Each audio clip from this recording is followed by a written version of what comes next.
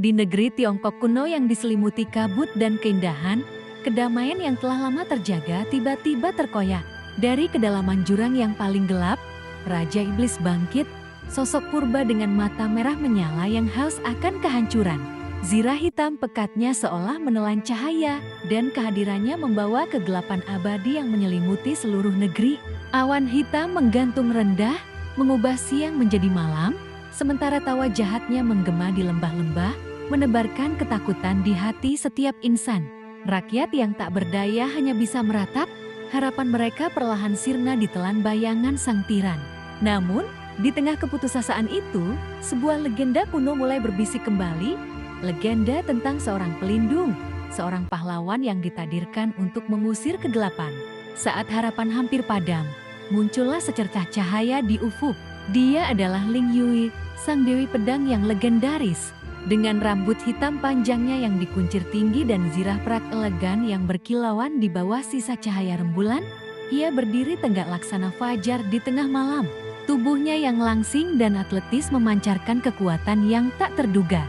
Di tangannya, ia menggenggam pedang pusaka warisan para dewa, bilahnya memancarkan aura suci yang mampu menembus kegelapan paling pekat sekalipun. Dengan tatapan setajam elang dan hati sekeras baja, Ling Yue bersumpah untuk melawan kejahatan yang mengancam tanah airnya.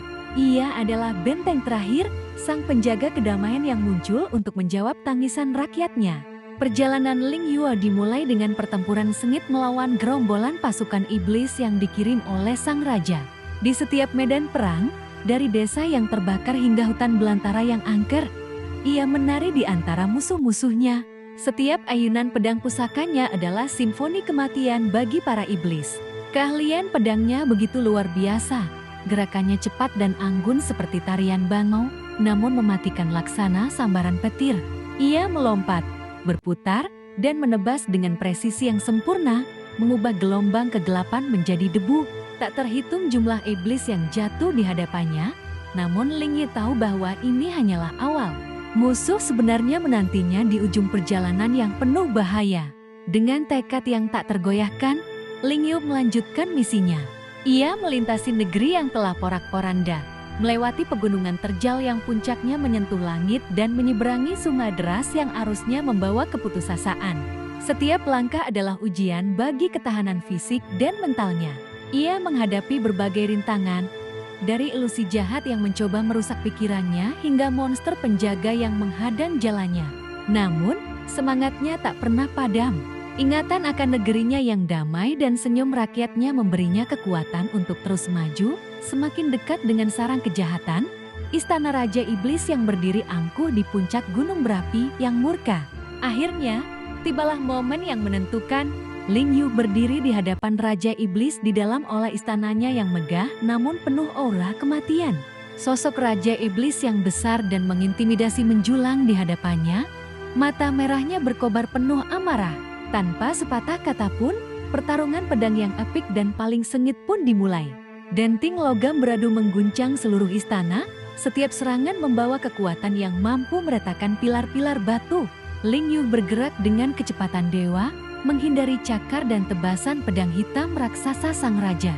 Pertarungan itu adalah duel antara cahaya dan kegelapan, antara harapan dan keputusasaan. Merasa terdesak, Ling Yue memusatkan seluruh energi dewata yang mengalir dalam dirinya ke dalam pedang pusakanya. Bilah pedang itu bersinar begitu terang, memancarkan cahaya suci yang menyilaukan.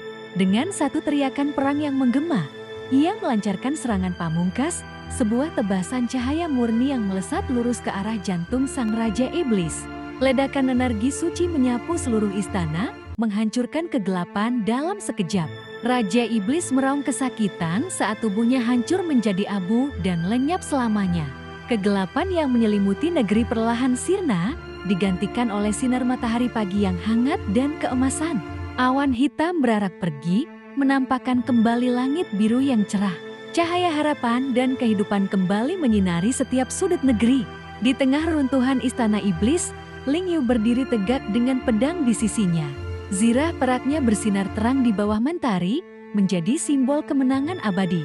Dengan dikalahkannya Raja Iblis, kedamaian pun kembali.